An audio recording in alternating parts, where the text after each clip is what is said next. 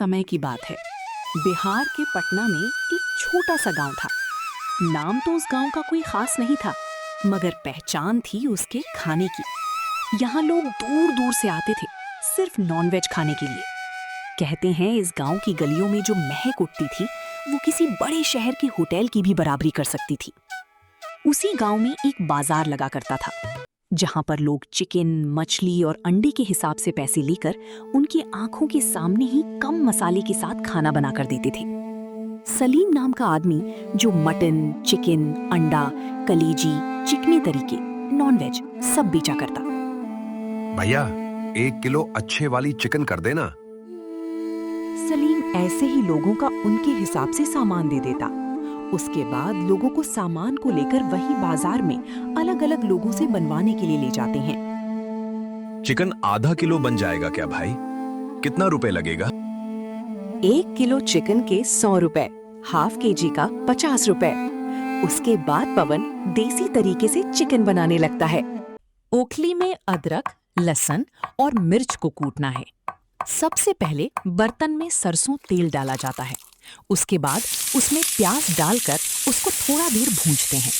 उसके बाद उसमें चिकन डाला जाता है।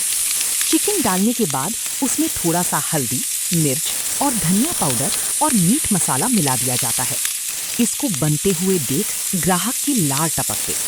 उसके बाद जैसे ही चिकन बन जाता है उसको एक पत्ते की बड़ी दोनी में परोस दिया जाता है।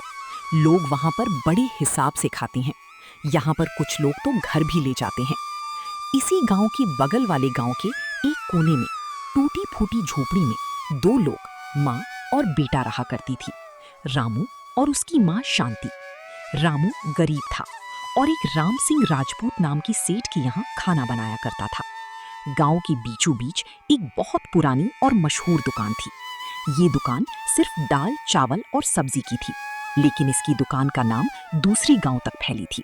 वाह भाई वाह, क्या खुशबू है। सेठ राम सिंह, मानना पड़ेगा तुम्हारे हाथों में तो जादू है। ऐसी तरकारी तो इस शहर के बड़े बड़े होटलों में भी नहीं मिलती। एक प्लेट और लगाना जरा। अरे भाई, ये सब तो हमारे खानदानी सीक्रेट मसाले हैं। हम खुद खड़े होकर बनवाते हैं, तभी तो यह स्वाद आता है, वरना आजकल के नौकरों को क्या पता स्वाद क्या होता है। यह रामू तो बस झाड़ू पोछा और बर्तन धोने के लिए है। असली माल तो हम तैयार करते हैं। रामू पीछे ये सुनकर उसका दिल छल्ली हो गया। वो मन ही मन सोच रहा था, बनाता मैं हूँ, मसाले मेरे हैं, मेहनत मेरी है, और ये सेठ सारा श्रेय खुद ले लेता है। लेकिन वो मजबूर था। उसके पास ना अपनी दुकान थी ना पैसा। इस गांव में कोई और दुकान चलती भी नहीं थी, क्योंकि सेठ की दुकान का नाम बहुत पुराना था। काम करते करते शाम हो जाती है। अरे सेठ जी, मेरा आज का हिसाब कर दो, मुझे घर के लिए राशन भी ले जाना है। हाँ ठीक है, ये ले 200 रुपए। लेकिन सेठ जी, मेरी दिहाड़ी तो एक दिन की 400 रुपए की बात हुई थी, लेकिन आप 200 रुपए क्यों दे रहे हैं? अरे चिल्ला मत भाई, क्या है कि मेरे पास आज 500 के नोट हैं, खुले नहीं है, इसीलिए 200 रुपए रख, बाकी तो बाद में ले जाना, मैं तेरे खाते में लिख देता हूँ। लेकिन रामू को भी पता था कि ये बाद में कभी नहीं आने वाला। सेठ ऐसे ही बाद में कहकर हजारों रुपए महीने के काट लेता। रामू अपना 200 रुपए भूलकर अपने घर आ जाता है। और बताओ बेटा रामू, आज का दिन कैसा रहा? और अपने राशन लाया खाने के लिए? सामान ले आया हूँ माँ, खाना बना लो। लेकिन सेठ ने आज फिर से मेरे पैसे काट लिए। अरे ये सेट तो है ही ऐसे। बेटा, अपने भविष्य के बारे में भी सोचा करो। कल को तुम्हारी शादी करनी है, तब उनके आने से खर्च और बढ़ जाएगा। बेटा, हो सके तो कहीं और काम ढूंढ लेना। तुम ठीक कह रही हो माँ, हमें अभी से पैसे जमा करने होंगे। अगले ही दिन रामू अपने मन में कुछ सोचकर सेठ के पास गया। सेठ जी राम राम, मुझे आपसे एक जरूरी बात करनी थी। क्या बात है, सुबह सुबह क्या मांगना है? अब जल्दी बोल, ग्राहकों का टाइम हो रहा है। सेठ जी, हम ऐसे कब तक जिएंगे? हमें आगे के लिए भी सोचना होगा। आप मुझे 10,000 रुपए दे दीजिए, मैं बैंक में एफडी करवा लूंगा। 10,000 रुपए? तेरी औकात भी है 10,000 रुपए मांगने की? बड़ा आया पैसे बचाने वाला।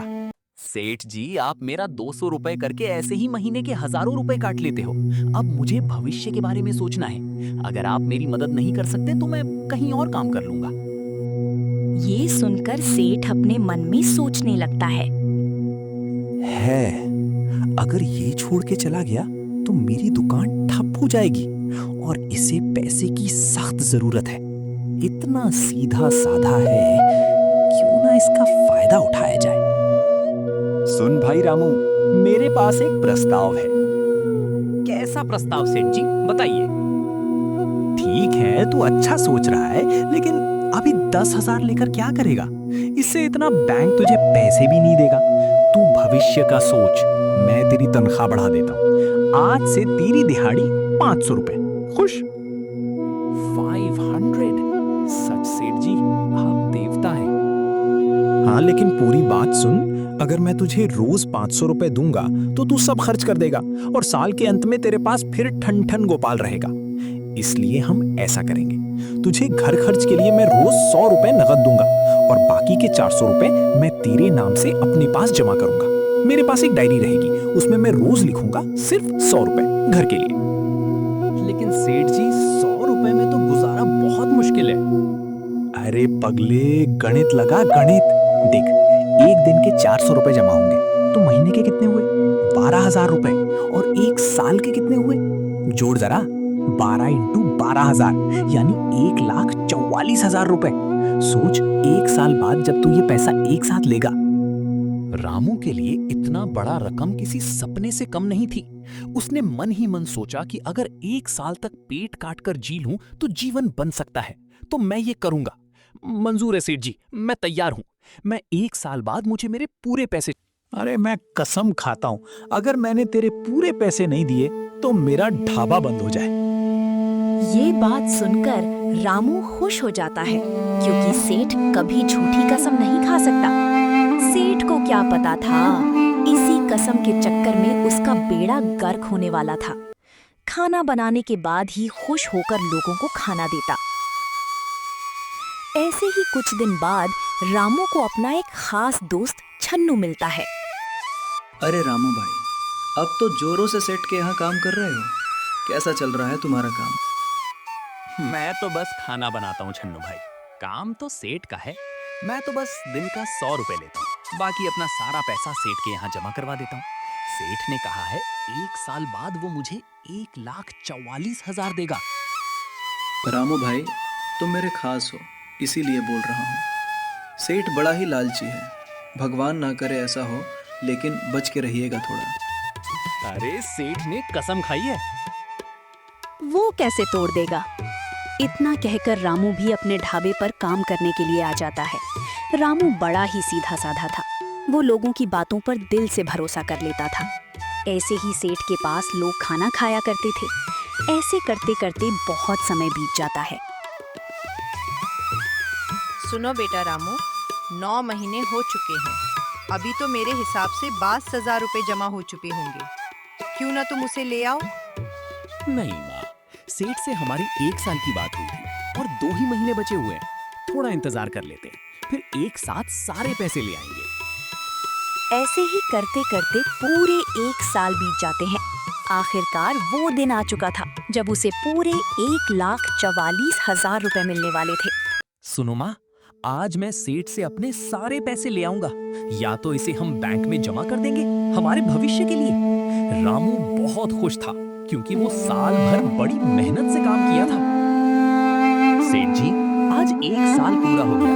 आपने कहा था कि 1 साल बाद आप मेरे सारे पैसे दे देंगे। मेरा हिसाब कर दीजिए, 1,44,000 रुपए बनते हैं। सेठ राम सिंह ने सर उठाया। उसकी आंखों में वो चमक नहीं थी जो रामू उम्मीद कर रहा था। पैसे कैसे पैसे रामू? और 1,00,000 रुपया? तू पागल तो नहीं हो गया? क्या बड़बड़ा रहा है? सुबह सुबह सेठ जी, आप मजाक कर रहे हैं ना? वो स्कीम 400 रुपए वाली। आप मुझे रोज 100 रुपए देते थे और 400 जमा करते थे। आपने डायरी में लिखा है, वो डायरी देखी है ना? डायरी? कौन सी डायरी? किस बारे में बात कर रहा है तू? तू रोज 100 रुपए लेता था, वही तेरी औकात है और वही तेरी दिहाड़ी है।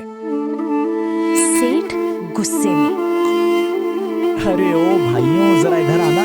देखो इस पागल को, ये कह रहा है कि इसके 1 लाख रुपए मेरे पास जमा है। तुम लोग इसकी शक्ल देखो, इसके फटे कपड़े देखो। क्या इसके पास कभी 1 लाख रुपए हो सकते हैं? ये मुझ पर इल्जाम लगा रहा है। हाँ यार, वो तो गरीब है, इसके पास इतने पैसे कहाँ से आएंगे? लगता है बेचारा गरीबी में पागल हो गया। नहीं, मैं पागल नहीं हूँ। ये सेठ झूठा है। अपने ढाबा के लिए झूठी कसम तक खा लिया सेठ जी। मत दीजिए सेठ जी मेरे पैसे, लेकिन आपने जो कसम खाई है उसका परिणाम आपको देखना पड़ेगा। उसके बाद रामू बाहर ही गुस्से में था और दुखी भी था। वो अपने घर चला जाता है। गांव का सरपंच राजपाल बहुत ही न्यायपूर्ण और हमेशा लोगों की मदद करता था। सरपंच जी, मेरे साथ अन्याय हुआ है। सेठ राम सिंह ने मेरे 1,44,000 रुपए हड़प लिए हैं। न्याय कीजिए सरकार। रामू, शांत हो जाओ। पूरी बात बताओ। क्या तुम्हारे पास कोई सबूत है? कोई लिखा पढ़ी या कोई गवाह जिसके सामने तुमने पैसे जमा किए हो? सबूत तो कुछ नहीं है सरपंच जी। बस मेरी माँ ने घर की दीवार पर कोयले से हर दिन का हिसाब लिखा है और सेठ जी ने जबान दी थी। रामू, कानून और पंचायत सबूत मानते हैं। दीवार पर लिखा हिसाब सबूत नहीं माना जाता। सेठ बहुत चालाक है। बिना पक्के सबूत के हम उसका कुछ नहीं बिगाड़ सकते। पुलिस भी सबूत मांगेगी। रामू की रही सही उम्मीद भी टूट गई। वो जाने लगा। तभी सरपंच ने उसे रोका। रुको रामू, मैं सेठ से तुम्हारे पैसे तो नहीं दिलवा सकता, लेकिन मैं जानता हूं कि तुम झूठे नहीं हो और मैंने तुम्हारी बनाई तरकारी का स्वाद चखा है। तुम्हारे हाथ में जादू है। तुम क्यों उस सेठ की गुलामी करते हो? मेरे पास अपनी दुकान खोलने के लिए पैसा नहीं है सरकार। पैसा मैं दूंगा। ये लो 20,000। इसे कर्ज समझो या मदद। जाओ अपना खुद का ठेला लगाओ। मुझे यकीन है कि तुम्हारा हुनर उस सेठ की दौलत पर भारी पड़ेगा। सरपंच राजपाल जी से 20,000 रुपए मिलने के बाद रामू के अंदर एक नई जान आ गई थी। सारे पैसे लेकर एक पेड़ के नीचे बैठा हुआ था और सोच रहा था कि आखिर ये पैसे का मैं क्या करूं। तभी उसका दोस्त छन्नू आता है। रामू को उदास देखकर आ जाता है। क्या हुआ दोस्त, आज यहाँ पर कैसे बैठा हुआ है और बड़ा मायूस लग रहा है तू? सच कहता था दोस्त, सेठ ने मेरे साथ गद्दारी कर दी। उसके बाद रामू ने अपने साथ घटी सारी घटना अपने दोस्त छन्नू को बता दिया। अब दोस्त तू ही बता, मैं किस चीज का ठेला लगाऊं जो हमारे गांव में चल सके। छन्नू उसकी सारी बातें सुनता है और कुछ सोचते हुए रामू से कहता है, चल दोस्त, मैं आज तुझे कहीं लेकर चलता हूँ। अगर तुझे पसंद आए तो उस चीज का तू दुकान लगा लेना। अब यहाँ से हमारी कहानी एक नई मोड़ लेने जा रही थी। रामू और छन्नू फिर से पटना की फेमस बाजार में चले जाते हैं। वो जाते ही सीधे जाते हैं सलीम की दुकान पर, जहाँ पर तरह तरह की चिकन एंड मछलियाँ रखी हुई थीं, जो दिखने में ताज़ी थीं। भाई सलीम मियाँ, जरा हमारे लिए चिकन हाफ पक किधर और चिकन पाया हाफ किधर कर दो। ये कच्चा चिकन और ये चिकन के पैर का क्या करें भाई? इसको क्या जला के खाएंगे? रुक जा भाई, बस तू देखते जा। उसके बाद सलीम से सामान लेकर दोनों सीधे रमेश के पास पहुंचे, जो चूल्हे पर मसाले पीस रहा था। रमेश भाई, ये रहा आधा किलो चिकन और आधा किलो चिकन पाया, इसको बना दो। 150 लगेगा छन्नू भाई। और इतने दिन हो गए तुम आ नहीं रहे थे, कहाँ गायब हो गए थे? छन्नू इनका रोज का ग्राहक था। आए दिन जब भी मन करता उनके यहाँ आकर चिकन खाया करता। अरे वो थोड़ा काम में व्यस्त था। तुम बनाओ भाई जल्दी थोड़ा। ठीक है, आप लोग बैठिए, मैं अभी आपकी बनाता हूँ। और हाँ, तीखा बनाऊंगा, आपको मजा आ जाएगा। रमेश ने पिसे मसाले, प्याज, टमाटर और हरी मिर्च उठाए और चिकन में मिलाकर चूल्हे पर रख दिया। फिर चिकन पाए को गर्म पानी में धोकर उसको भी अपने राजस्थानी तरीके से बनाने लगता है। लकड़ी जैसे ही चिकन छनकने लगी, हवा में महक ऐसी फैली कि रामू की आंखें चमक उठी। छन्नू भाई, इसमें से तो कितनी अच्छी खुशबू है। शहर के 5 स्टार में भी ऐसा नहीं। थोड़ी देर बाद रमेश चिकन को पत्ते में लपेटकर सामने रख दी। दोनों ने अपना सामान उठाया और घर चले आए। रामू ने जैसे ही पहला निवाला मुंह में डाला, उसकी आंखें फैल गईं। अरे भाई, ये तो कमाल है। इतने कम मसालों में इतना गजब का टेस्ट, ये कैसे कर लेते हो लोग? यही तो है बिहार का जायके वाला चिकन। ना ज्यादा तेल, ना ज्यादा मसाले, पर स्वाद ऐसा कि बड़े बड़े होटलों को फेल कर दे। यही तो राज है मेरे गांव का भाई। मैं तो यही बोलूंगा, तू इसी चीज का एक ठेला लगा ले। ना ज्यादा खर्च होगा, ना कुछ। बात तो सही कह रहे छन्नू। मेरी एक बड़ी प्रॉब्लम तूने सॉल्व कर दी। मैं सोच ही रहा था कि किस चीज का मैं दुकान लगाऊं। और एक बात सुन, बिहार में लोग लिट्टी चोखा ज्यादा खाते हैं, इसलिए तुम कुछ अलग करना। तुम लिट्टी चिकन बनाना, लोगों को बहुत पसंद आएगा। ये तो बहुत बढ़िया आइडिया है छन्नू, धन्यवाद मेरे मित्र। 2 दिन बाद वो शुभ घड़ी आ ही गई। रामू ने गांव के चौराहे पर अपनी ठेला लगाया। ये जगह सेठ राम सिंह की दुकान से थोड़ी ही दूर थी। रामू ने अपना ठेला बहुत ही सुंदर सजाया हुआ था। अपने ठेले पर एक बड़ा तवा में चिकन और बगल में लिट्टी बनाता था, और भी तरीके के खाने पीने की चीज जो देखने में काफी ही सुंदर लग रही थी। रामू के ठेले लगाने के बाद हवा में वही पुरानी जानी पहचानी खुशबू तैरने लगी। उसकी खुशबू से गांव के कुलदीप और कमल नाम के बाप बेटे खाने आते हैं। अरे वो रामू भाई, तुमने भी बिहारी लिट्टी चिकन का ठेला लगा लिया? मेरा बेटा बड़ा जिद कर रहा था। इसको मैं लेकर दूसरे वाले गांव जा ही रहा था कि मुझे तुम्हारी दुकान दिखी। और ये क्या है भाई, गोल गोल लोई जैसा? भाई कुलदीप, इसे लिट्टी कहते हैं। इसे गेहूं के आटा से बनाया जाता है। अब आपको दूसरे गांव जाने की जरूरत नहीं है कुलदीप भाई। अब आप और आपका बेटा जब चाहें अपने गांव में लिट्टी चिकन बिहारी तरीके से खा सकता है। देर किस बात की बनाओ भाई, हम लोगों के लिए भी। ज्यादा मसाले मत डालना, वैसा ही बिहार वाला स्वाद रखना। ठीक है भाई? ठीक है भाई, मैं तुम्हें आज लिट्टी चिकन खिलाता हूँ। उसके बाद रामू ने चिकन को अच्छे से धोया। उसके बाद उसको मसाले के साथ मिलकर बिहारी तरीके से बनने लगता है और लिट्टी को आग में भूनकर देशी घी डालता है। उसके बाद रामू ने उन दोनों बाप बेटे को अपनी प्लेट परोस दी। दोनों ने फटाफट खाना शुरू कर दिया। वो भाई क्या बोलूं, तुम तो बिल्कुल उसे बाजार के जैसा ही स्वाद ले आए हो हमारे गांव में। और ये लिट्टी तो सुंदर है। उसे ग्राहक के इतनी तारीफ को सुनकर रामू बहुत ही खुश हो जाता है। और इधर सेठ को भी पता चल जाता है कि रामू अपना एक ठेला लगाया है।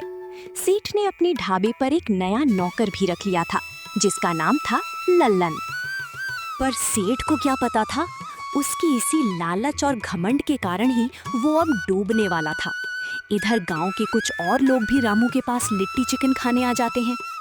अरे वो तुमने सेट का ढाबा छोड़कर खुद का ठेला लगा लिया कि लाओ भाई तुम्हारे लिट्टी चिकन खाते हैं, कैसा लगता है? और रामू उन ग्राहकों को भी अपना फेमस लिट्टी चिकन परोस देता है। लोग खाते ही उसकी तारीफ करने लग जाते हैं। असली जादू तो इस रामू के हाथों में है। भाई मजा आ गया। सेठ तो झूठ बोलता था कि हम मसाले पीसते हैं ये वो। हाँ भाई, हमें तो लगता था ये बस झाड़ू पोछा करने के लिए। असली स्वाद तो इसी का था। फिर और देखते ही देखते आनंद के ठेले पर ऐसी भीड़ लग गई जैसे कोई मेला लगा हो। जो भी एक बार खाता वो उंगलियां चाटता रह जाता। अरे भाई, सेठ की दुकान पर तो आज जली हुई खाना मिल रही थी। असली माल तो यहाँ है। रामू भाई, 2 प्लेट और बांधना घर के लिए। शाम तक रामू का सारा सामान बिक गया। उस दिन पहले ही दिन उनकी कुल कमाई 5,000 रुपए थी। सारा खर्चा निकालने के बाद भी उन्होंने एक दिन में 3,000 रुपए का शुद्ध मुनाफा कमाया। आज घर में उसकी माँ बहुत खुश थी। बेटा देखो, 5,000 रुपए। हम सेठ के यहाँ पूरे महीने में 3,000 नहीं कमा पाते थे और आज एक दिन में उससे ज्यादा कमा लिया। हाँ माँ, ये सब उस सेठ के पापों का नतीजा है। अब हम पीछे मुड़कर नहीं देखेंगे। अगले ही कुछ दिनों में रामू की दुकान की चर्चा आसपास के 10 गांव और शहर तक पहुंच गई कि दुकान काफी अच्छी चल रही थी और रिकॉर्ड तोड़ वो पैसा कमा रहा था। उस दिन रविवार था। भीड़ इतनी थी कि संभालने में पसीने छूट रहे थे। शाम को जब रामू ने गल्ला गिना तो उसकी आंखें फटी रह गईं। सुनो माँ, आज की कमाई पता है कितनी है? 15,000 रुपए, और खर्चा निकालकर 10,000 रुपए का मुनाफा।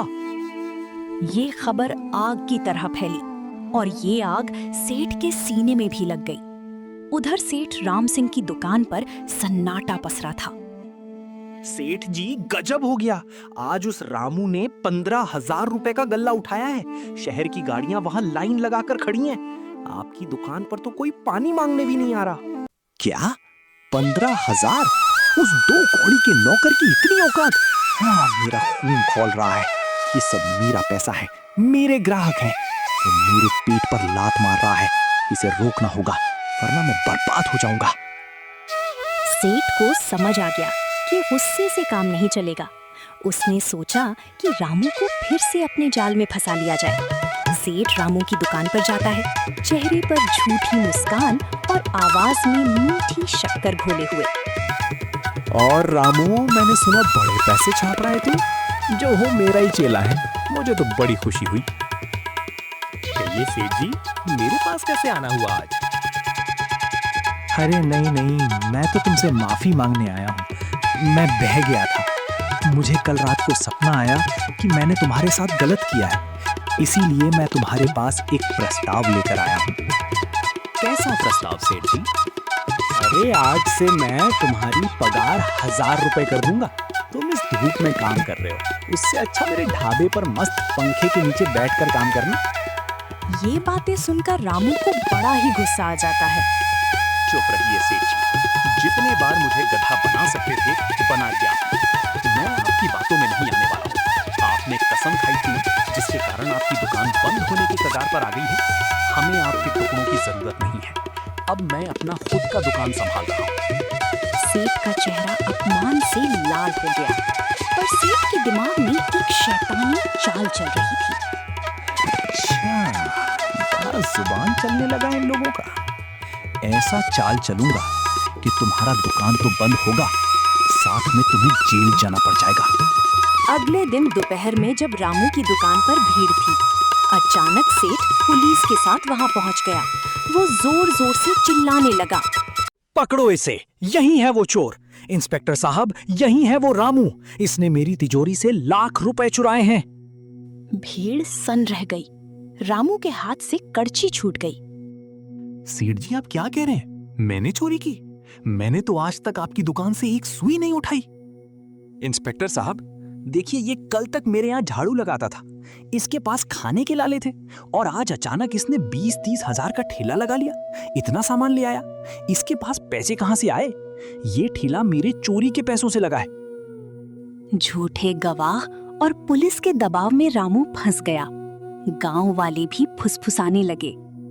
हाँ यार, बात तो सही है। अचानक इतना पैसा कहां से आया? कहीं सेठ सही तो नहीं? पुलिस उसे हथकड़ी लगाने ही वाली थी कि तभी भीड़ चीरते हुए गांव के सरपंच राजपाल वहां आए। रुको इंस्पेक्टर, अगर किसी ने इस बेकसूर को हाथ भी लगाया तो वर्दी उतरवा दूंगा। सेठ राम सिंह सरपंच को देखकर थोड़ा घबराया, लेकिन फिर संभल गया।